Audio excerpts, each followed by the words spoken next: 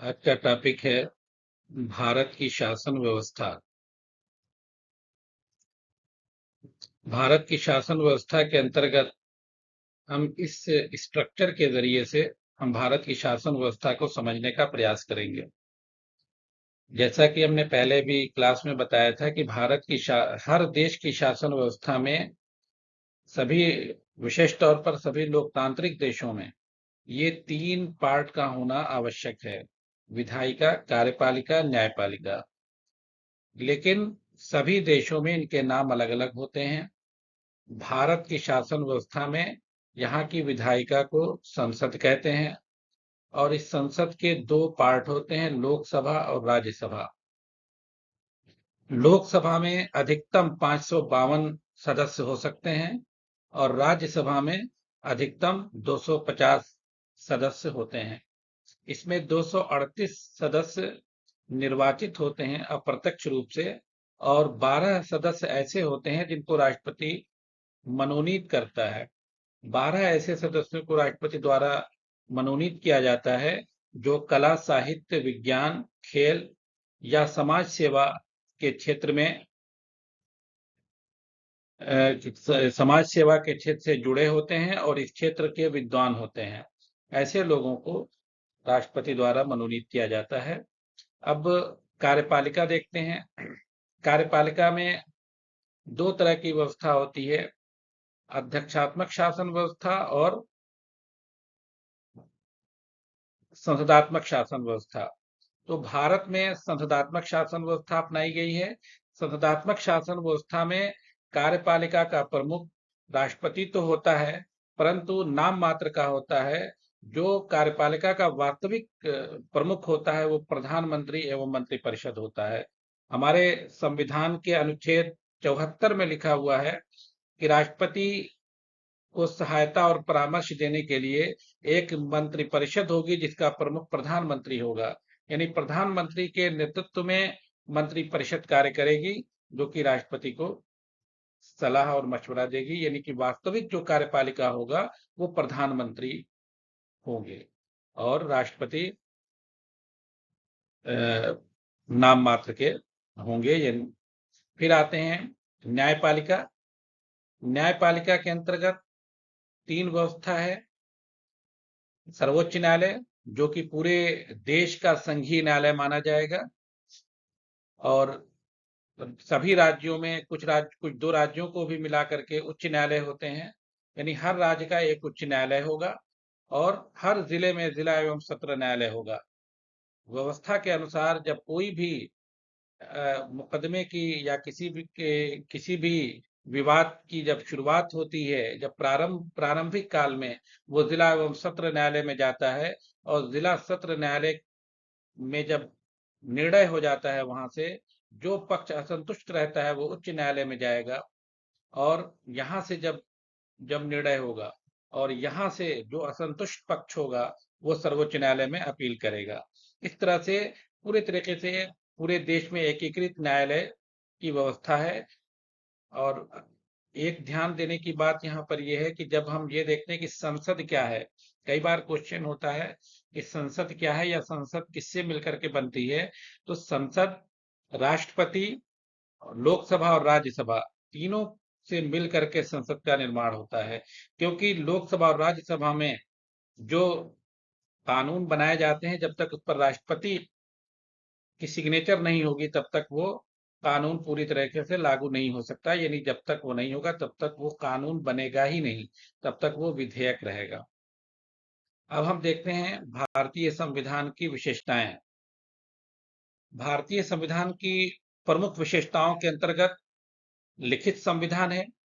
हमारे देश का जो संविधान है वो लिखित है। लिखित से मतलब यह है, लिखित से तात्पर्य यह है कि एक संविधान सभा द्वारा निश्चित समय में उसको निर्मित किया गया है और लिखित दस्तावेज के रूप में मौजूद है। जैसे अगर हमारा संविधान 2 वर्ष 11 महीना 18 दिन में पूरी तरीके से निर्मित हुआ और 26 नवंबर 1949 को संविधान सभा द्वारा स्वीकृत कर लिया गया। आवश्यकता के अनुसार कुछ प्रावधान तो 26 नवंबर 1949 को ही लागू कर दिए गए थे, लेकिन पूरा संविधान 26 जनवरी 1950 को लागू हुआ, जो हम लोग 26 जनवरी को गणतंत्र दिवस के रूप में मनाते हैं। अब विस्तृत संविधान, विस्तृत यानी कि बहुत बड़ा संविधान है अन्य देशों के मुकाबले में। अन्य देश जैसे अमेरिका के संविधान बहुत ही छोटा है, संक्षिप्त है, उसके अपेक्षा हमारा जो संविधान है वो बहुत बड़ा है, विस्तृत है। इसमें मूल संविधान में 395 अनुच्छेद थे, और आज भी क्रम क्रम के अनुसार देखा जाए तो 395 ही है, लेकिन ए बी सी डी बहुत से संशोधन हुए, उस तरह से देखा जाए तो 450 लगभग हो जाता है। लेकिन ये ध्यान रखने की बात है कि क्रम में 395 अनुच्छेद आज भी है। लोकतांत्रिक गणराज्य, लोकतांत्रिक गणराज्य से अर्थ यह है, तात्पर्य यह है कि हमारे देश का जो कार्यपालिका है वो लोकतांत्रिक है, यानी कि जनता द्वारा चुना है, और जो शासन है वो जनता का शासन है। और गणराज्य से मतलब यह है, गणराज्य से कि जो राजा है, जो राष्ट्रपति है, वो निर्वाचित है। तो हमारे यहाँ भी जो राष्ट्रपति है भारत का, वो अप्रत्यक्ष रूप से जनता द्वारा निर्वाचित है, और जो कार्यपालिका है वो लोकतांत्रिक तरीके से जनता द्वारा निर्वाचित है। अब अगली विशेषता यह है कि कठोर एवं लचीले संविधान का मिश्रण है। हमारे संविधान में संशोधन की प्रक्रिया में कुछ अनुच्छेद में यदि अगर संशोधन करना है तो बहुत ही कठोर नियम है। कुछ संशोधन, कुछ अनुच्छेद, कुछ प्रावधानों को संशोधन करने के लिए विशेष बहुमत की आवश्यकता होती है, विशिष्ट बहुमत की आवश्यकता होती है। वे कुछ प्रावधानों में विशिष्ट बहुमत के साथ साथ आधे राज्य, कम से कम आधे राज्य के विधानमंडलों की स्वीकृति जरूरी है। तो इस तरह से कठोर संविधान हुआ। और कुछ प्रावधान ऐसे हैं जो साधारण बहुमत से संशोधन हो सकते हैं, इसलिए कठोर एवं लचीले संविधान का मिश्रण कहा जाता है। संसदीय शासन व्यवस्था, दो तरह की शासन व्यवस्था होती है, एक संसदीय शासन व्यवस्था और एक अध्यक्षीय शासन व्यवस्था। हमारे यहाँ संसदीय शासन व्यवस्था है। संसदीय शासन व्यवस्था के अंतर्गत जो यहाँ का जो कार्यपालिका और व्यवस्थापिका में घनिष्ठ संबंध होता है, और जो कार्यपालिका होता है वो विधायिका के प्रति उत्तरदायी होता है, यानी लोकसभा के प्रति उत्तरदायी होगा। इस तरीके से ये हमारा जो व्यवस्था है वो संसदीय शासन व्यवस्था है। जो कानून बनेगा संसद में बनेगा, और जितने भी कार्यपालिका हैं, जो मंत्रिपरिषद है, वो लोकसभा के प्रति यानी संसद के प्रति उत्तरदायी होगी। संविधान की सर्वोच्चता, संविधान की सर्वोच्चता इससे तात्पर्य यह है कि जो भी काम होगा, जो भी आदेश होगा, जो भी कानून बनेगा वो संविधान के अकॉर्डिंग बनेगा, संविधान के अनुसार बनेगा। संविधान से अलग कोई भी कानून नहीं बन सकता। इसलिए संसद द्वारा जितने भी कानून बनाए जाते हैं वो ये ध्यान रखा जाता है कि वो संविधान के अनुरूप हो, संविधान के विपरीत कोई कानून का निर्माण नहीं हो सकता। फिर अगली विशेषता है एकल नागरिकता, यानी सिंगल सिटीजनशिप है। पूरे भारत के नागरिकों को एक भारत की नागरिकता लेनी है। इसको कहते हैं एकल नागरिकता। जैसे अमेरिका में दोहरी नागरिकता है। वहां पर अपने देश की नागरिकता लेनी होती है, और फिर जिस राज्य में रह रहे हैं उस राज्य की भी नागरिकता लेनी होती है। इसलिए यहाँ पर एकल नागरिकता है। पंथ निरपेक्ष राज्य की स्थापना, पंथ निरपेक्ष से मतलब यह है, सेकुलर स्टेट से तात्पर्य यह है कि हमारे देश का कोई भी धर्म नहीं होगा, बल्कि सभी धर्म के मानने वालों को यह स्वतंत्रता होगी कि वो अपने धर्म की उपासना करें और अपने धर्म का प्रचार प्रसार करें। इस तरह से यानी जो राज्य की भूमिका होगी वो बिल्कुल निरपेक्ष होगी, यानी किसी भी धर्म के विपरीत नहीं होगी और ना किसी का सपोर्ट करेंगे, बल्कि वो पंथ निरपेक्ष होगा, राज्य का अपना कोई धर्म नहीं होगा। संघात्मक व्यवस्था होते हुए भी एकात्मक लक्षण, संघात्मक व्यवस्था, अभी हम ने समझा था कि संघात्मक व्यवस्था क्या होती है। संघात्मक व्यवस्था को समझने, संघात्मक व्यवस्था से तात्पर्य यह है कि राज्य और केंद्र की शक्तियों का स्पष्ट बंटवारा होगा।